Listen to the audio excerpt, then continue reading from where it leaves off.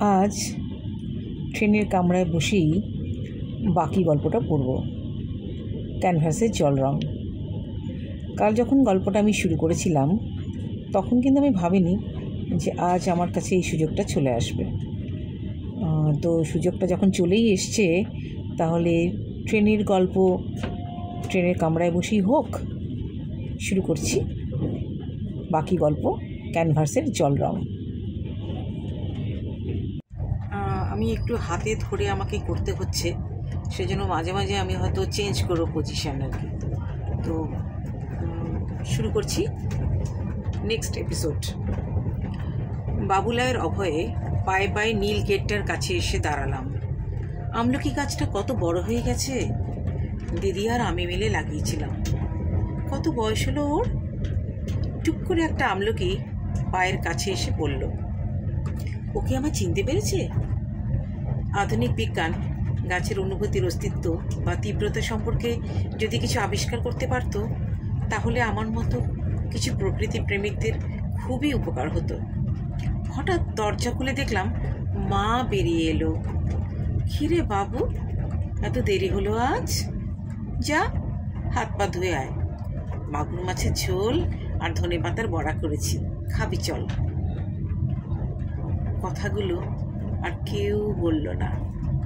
নীল রঙের গেটটা আমার চোখের বৃষ্টিতে ভিজতে লাগলো। কিরে, কি দেখছিস অমন করে? মাকে। কোথায়? বাবুলাল বিস্মিত চোখে তাকায় আমার দিকে। ওই বন্ধ দরজাটার ভেতরে। তুই চল এখান থেকে। বাবুলাল আমায় টেনে নিয়ে চলল। উল্টো দিকের মাঠটায় বাচ্চারা ক্রিকেট খেলছে। বলটা পায়ের কাছে এসে পড়ল। ওটা তুলতে যেতেই চকচকে খয়েরি রঙের একটা পাথরের চোখ পড়ল। বাবুলাল বলল, কি খুঁজছিস? সেই গোমেদের আংটিটা না? সেই যে রে, ছক্কা মারতে গিয়ে হাত থেকে খুলে গেছিল। বাবুলাল আমাকে হ্যাচকা টেনে বলল, মাথাটা পুরোটাই গেছে দেখছি। 38 বছর আগের হারিয়ে যাওয়া আংটিটা এখন এখানে পড়ে থাকবে? এই তুই চল তো, তোকে এখানে নিয়ে আসাটাই আমার ভুল হয়েছে। লাইব্রেরির পাশ দিয়ে বের হতে গিয়ে মনে পড়ল, মাধ্যমিক পাশ করার পর, মেম্বারশিপ পাওয়ার পর কালজয়ী সব বড়দের নিষিদ্ধ উপন্যাস পড়ার সুযোগ পেয়েছিলাম।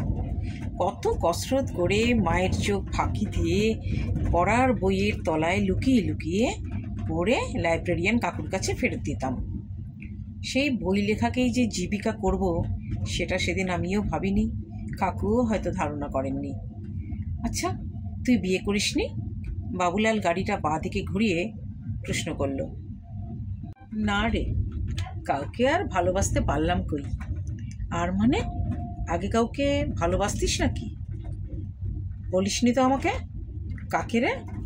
এই আমি চিনি। বাবুলালের গলায় কিশোর বয়সের উত্তেজনা। আর এখন জেনে কি হবে? হয়তো সে সুখে ঘর সংসার করছে। বাবুলালের গেটের কাছে পৌঁছতেই নলেন গুড়ের পায়েসের গন্ধ নাকে এলো। মন চলল আবার ফেলে আসা দিনে। শীতের প্রতিটা রোববারের সকালে মোটা সরওয়ালা বাসি পায়েসের সাথে গরম গরম লুচি টেবিলে পরিবেশন করতো মা। আচ্ছা, ডাইনিং টেবিলটা এখন কোথায়? আমি তো ঘর খোলা রেখেই পালিয়েছিলাম। কালো সাইনমাইকার টেবিলটায় একসাথে 6 জন বসতে পারত।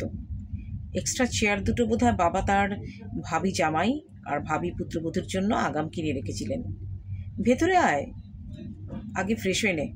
রিমিকে বলছি ফটাফট ব্রেকফাস্ট দিতে। তোর তো নিশ্চয়ই খিদে পেয়েছে। কথা না বাড়িয়ে বাবুলালের অপরিসর ঝকঝকে বাথরুমে শরীরে জমে থাকা বর্জ্য পদার্থগুলো নির্মূল করে যখন টেবিলে এসে বসলাম, ততক্ষণে আমার পুরনো স্মৃতিকে উস্কে দিয়ে বাবুলালের ঘরণী সাদা চিনেমাটির প্লেটে সাদা ছোটো ছোটো ফুলকো লুচি আর 1 বাটি পায়েস সাজিয়ে ফেলেছে। সেই সাথে আলু ফুলকপি ছোটো ছোটো করে কেটে ভাজা। কোনো রকম আলাপচারিতায় উৎসাহ না দেখিয়ে টপা টপ গোটা গোটা লুচি মুখে ঢোকাতে লাগলাম। কখনো ফুলকপি আলু সমেত, আবার কখনো পায়েস সমেত, যদিও সেটা বাসি ছিল না। মুখ দিয়ে একসময় বেরিয়ে এলো, অপূর্ব। এরপর জমে উঠল দুজনের আড্ডা। পুরনো নতুন সব জানা অজানার গল্পে সময় দুরন্ত গতিতে এগিয়ে চলতে লাগলো। একসময় মনে হলো হোটেল বুক করতে হবে থাকার জন্য, সেমিনারের জন্য একটু নিজেকে তৈরিও করতে হবে। বাবুলালকে এই কথা বলতেই রেড়ে করে উঠল, জানি আমার এত ছোট ঘরে তোর অ্যাডজাস্ট করতে অসুবিধে হচ্ছে। হ্যাঁ, তুই এখন নামি দামি লেখক, তবুও কষ্ট করে দুপুরে ভাতটা এখানেই খেয়ে যা। আমি শহুরে আদব কায়দায় তো তোকে আর আপ্যায়ন করতে পারবো না। একদিন না হয় গরিব বন্ধুর বাড়িতেই ডাল ভাত খাবি। এরপরে আর কোনো কথাই বলা যায় না। ওকে শুধু বললাম, হাজার হাজার সম্মান কুড়িয়ে লাখ টাকা কামিয়েও কেউ সুখী হতে পারে না। আমার আজ সব আছে, শুধু তুই নেই বাবুলাল। তোকে খুঁজে পাবো ভাবিনি, শুধু মনকে বলেছিলাম একবার লাস্ট চান্স নিই। লাস্ট কেন? আমি একটু চুপ করে থেকে বললাম, আসতাম না কোনো দিন, তাই একবার ট্রাই নিয়েই সারেন্ডার করে দিতিস। হেসে বললাম, সময়ের কাছে কখনো কখনো সারেন্ডার করতে হয়। শুরু হলো তোর আবার নাটকের ডায়লগ। চল 2 বেজে গেছে, খেয়ে নিবি চল। বাবুলালের গলাটা মায়ের মতো শোনালো। তুলাই পাঞ্জি চালের লোভনীয় গন্ধে খিদেটা ততক্ষণে চনমনিয়ে উঠেছে। সূর্যের মতো ভাতের থালার চারপাশে একই কক্ষপথে পরপর সাজিয়ে রাখা হয়েছে ছোট বড় বিভিন্ন আকারের কাঁসার বাটি। মা চলে যাবার পর নকল সোনার থালাবাটিতে কোনোদিনও আর খাইনি। মাছের মাথা দিয়ে মুগ ডালের বাটিটা ভাতের মাঝখানের পুকুর বানিয়ে ঢেলে মুখে দিতেই আবার চমক। এগুলো সব কে রান্না করলো রে? খেয়ে আবার আমার বউ। তা সে কোথায়? এতক্ষণে তো একবারও তাকে দেখলাম না। পোস্তর বড়া ভেঙে মুগ ডালের সাথে মেখে মুখে পুড়তে গিয়েই রান্নাঘরের দরজায় দাঁড়িয়ে থাকা রিমঝিমের সাথে চোখাচোখি হলো। শাঁখা সিঁদুর পরা কল্পনার রিমঝিমের সাথে বাস্তবের রিমঝিমের একটুও অমিল নেই। গলার কাছে সুবাসিত তুলাই পাঞ্জির প্রথম দলাটা আটকে রইল। অনেক কষ্টে জল দিয়ে খাদ্যনালীর পথ পরিষ্কার করলাম। নিমেষেই বিস্বাদ হয়ে উঠল সমস্ত সুস্বাদু ও সুবাসিত খাবার। সবগুলো বাটিতে আঙুল ছুঁয়ে বাবুলালের স্ত্রীকে যথাসম্ভব সম্মান দেখিয়ে টেবিল ছেড়ে উঠে পড়লাম।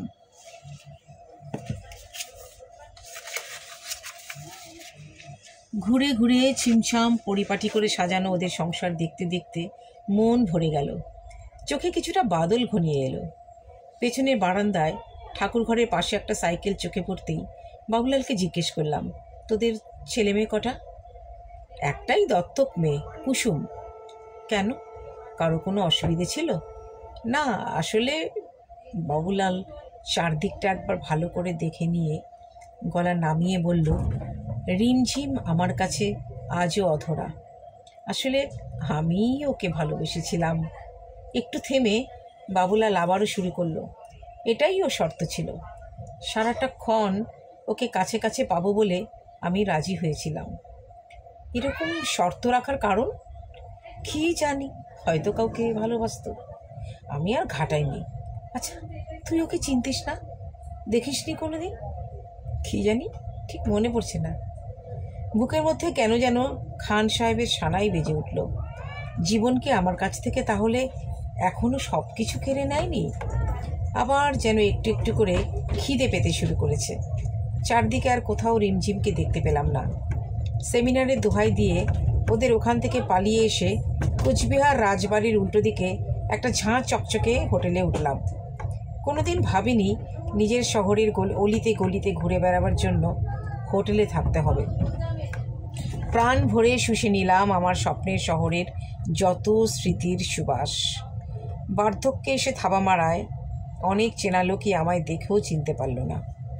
আবার ফিরলাম নিউ কোচবিহার স্টেশনে ফেরার ট্রেন ধরতে। একটা করে সিঁড়ি ধরে যত এগোচ্ছি তত নিরুদ্দেশের পথে যেন তলিয়ে যাচ্ছি।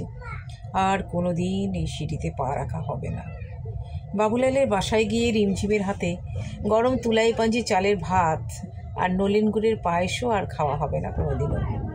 আর কোনোদিনও আমলকির ডালে হাত রাখা হবে না। বাবুলালকে আগে থেকেই যাবার দিনক্ষণ জানিয়ে রেখেছিলাম। রিমঝিম আর বাবুলাল সেকেন্ড এসি কামরার সামনে দাঁড়িয়েছিল। রিমঝিমের চোখে যেন কালো মেঘের ছায়া দেখতে পেলাম। হয়তো আমার দেখার ভুল, আজও রিমঝিমের গলা শোনা হলো না। ট্রেন দুলে উঠতেই বাবুলালের হাতে একটা খাম ধরিয়ে বললাম, পড়ে দেখিস। রিমঝিম হঠাৎ বলে উঠল, আবার আসবেন কিন্তু। উত্তর না দিয়ে ট্রেনের পাদানিতে পা রাখলাম। এই প্রথম ও শেষবার রিমঝিমের গলা শুনলাম। দরজায় দাঁড়িয়ে দেখতে পাচ্ছি বাবুলাল খামটা খুলে পড়তে শুরু করেছে। বাবুলাল, যেদিন জানতে পারলাম হাতে আর মাত্র মাস দুয়েক সময়, সেদিনই ঠিক করি আমার ছেলেবেলা শহরে একবার শেষবারের মতো যাব। আমার যা কিছু সম্পত্তি আছে তা তোদের নামে লিখে দিয়ে গেলাম। তুই আমাকে একটা কথা বলিসনি যে কুসুম থ্যালাসেমিয়ায় আক্রান্ত। আমি ওর টেস্ট রিপোর্টটা ওর পড়ার টেবিলে দেখে ফেলেছি। মনে আছে জীবন কাকু আমাদের কেমন বকে বকে অভিনয় শেখাতেন? প্রতি বছর মহালয়ার দিন তুই সেরা অভিনেতার প্রাইজটা নিয়ে নিতিস। আজ কিন্তু ওটা আমিই নিয়ে নিলাম। শুধু জীবন কাকুই জানতে পারলেন না অভিনয়টা আমি কেমন জবরদস্ত শিখেছি। ভালো থাকিস। রিমঝিম আর কুসুমকেও ভালো রাখিস। তোদের মধ্যেই আমি বেঁচে থাকব। আলাপন। হঠাৎ স্থান কাল পাত্র ভুলে গিয়ে রিমঝিম বাবুলালকে জড়িয়ে পাগলের মতো কাঁদতে থাকলো। বাবুলাল ওর চুবুক তুলে চোখের দিকে তাকাতেই ওর সমস্ত শরীরে কাঁটা দিয়ে উঠল। ওর কিছু হবে না বলো? বলো। রিমঝিম ডুকরে কাঁদতে লাগলো। না রিমঝিম, ওর কিছু হতেই পারে না। আর তুমি দেখো। আলাপন।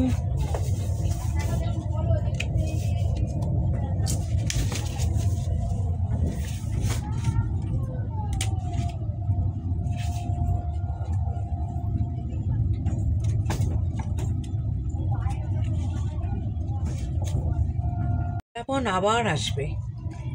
অসংখ্য মানুষের ভিড়ে রিমঝিমকে বুকে জড়িয়ে বাবুলাল বলল, আমি কি বোকা না, হিডিয়ারটাকে ধরতেই পারলাম না। ট্রেনের ঝাঁকুনিতে প্রথমে বুঝতে না পারলেও একটু পরে আলাপন ফোনটা ধরে। Yes doctor Sen, it's a miracle mister Dutta. You are totally out of danger. Your all reports are okay. জানালা দিয়ে মুখ বাড়িয়ে রিমঝিমকে দেখার চেষ্টা করলাম। দামি টিকিটের অধিকারী হওয়ায় নীল কাছে গিয়ে নাকটা আটকে বুঝিয়ে দিল, সবসময় দাম দিয়ে সুখ কেনা গেলেও ছোট ছোট চাওয়া পাওয়া কেনা যায় না।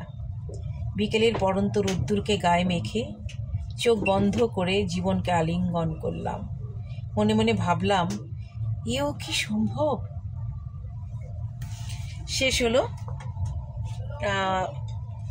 গল্প ক্যানভাসের জল রং। প্রচুরবার আমাকে পড়া থামাতে হয়েছে। বিভিন্ন রকমের বাধা। কখনো স্টেশন চলে আসছে, কখনো প্যাসেঞ্জার উঠছে, কখনো পাশের কামরার থেকে প্রচণ্ড আওয়াজ আসছে, এখনও আসছে। তবুও আমার মনে হলো এটা একটা নতুন ধরনের একটা অ্যাডভেঞ্চারাস ব্যাপার হচ্ছে যে ট্রেনের কামরায় বসে ট্রেনের গল্পটা আমি শেষ করলাম। তো আজকের মতন এটুকুই। সবাই ভালো থাকবেন। আমি আজকে আর দুহাত থেকে নমস্কার করতে পারলাম না। তো সবাইকে শুভরাত্রি, টাটা। আমি মুখ চুকিয়ে যাবার মুখে যায় যারা, ফেরার পথে ফিরেও নাহি চায়, তাদের পানে ভাটার টানে যাব রে আজ ঘর ছাড়া। সন্ধ্যায় আসে দিন যে চলে যায়, ওরে আয় আমায় নিয়ে যাবি কে রে দিন শেষের শেষ খেয়ে আয়, ওরে আয় দিনের শেষে ঘুমের দেশে ঘুমটা পড়া ওই ছায়ায় ভুলালো রে ভুলালো মোর প্রাণ